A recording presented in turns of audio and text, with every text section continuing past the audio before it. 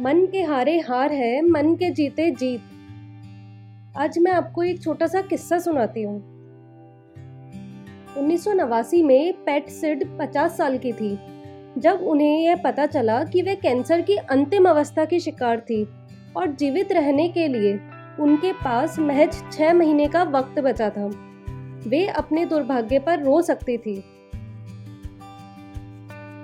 पर इसके बदले उन्होंने कैंसर के मरीजों के लिए कुछ करने की ठानी।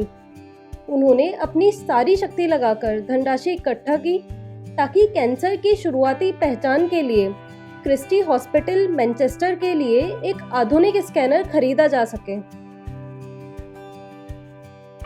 इस लक्ष्य के अलावा उन्होंने हर दूसरी चीज, यहाँ तक कि अपनी बीमारी की अंतिम स्थिति भी भुला दी।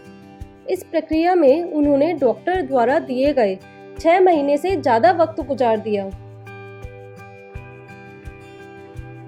6 साल के अंदर उन्होंने जीवन रक्षक उपकरणों के लिए 30 लाख पाउंड से भी ज्यादा धनराशि इकट्ठा कर ली। उन्हें ब्रिटेन की महारानी एलिजाबेथ द्वारा MBE के खिताब से नवाजा गया। कुछ समय बाद वो कैंसर से पूरी तरह से मुक्त हो गई। उनके व्यक्तिगत प्रयासों से खरीदे गए उपकरणों से बेशुमार मरीजों की जांच हुई और अनगिनत जिंदगियां बचाई जा सकी। एक अखबार को दिए गए इंटरव्यू में उन्होंने यह बताया कि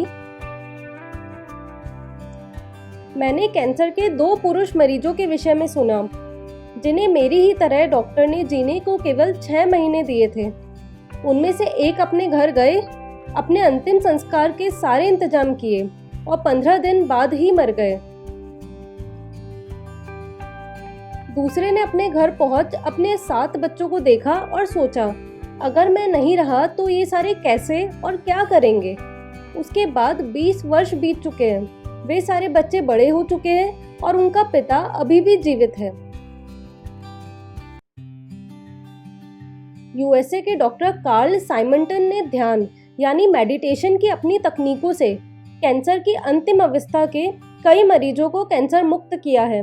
वो इस तकनीक को CRVR तकनीक कहते हैं, जिसमें C का अर्थ यह यकीन यानी कन्विक्शन है कि कैंसर के मरीजों को ध्यान के द्वारा ठीक किया जा सकता है। R का अर्थ ध्यान से विश्रांति यानी रिलैक्सेशन की प्राप्ति है। V का मतलब मरीजों द्वारा यह कल्पना या विजुलाइज करना है कि कैंसर कम होता जा रहा है। अंतिम अक्षर R का मतलब विकिरण यानी रेडिएशन है, यानी कैंसर मरीजों का रेडियो चिकित्सा द्वारा उपचार। उनका कहना है कि यदि यह उपचार न किया जाए तो कैंसर के मरीज द्वारा यह यकीन करना कठिन हो जाता है कि केवल ध्यान के द्वारा कैंसर ठीक किया जा सकता है। दोस्तों, मन बाकी सभी चीजों से ऊपर है। मन मालिक है और शरीर सेवक। हर तरह की बीमारी से लड़ने का उपाय हम सभी के पास है। हमें यह यकीन करना होगा कि हमारी बीमारी ठीक हो सकती है और यह ठीक हो रही है। इस तरह की सोच के साथ हम बड़ी से बड़ी बीमारी से भी जीत जाएंगे। इसीलिए हिम्मत रखिए और पॉजिटिव सोच के साथ अपनी मुश्किलों को हल करते जाइए। तो ये थी आज की कहानी।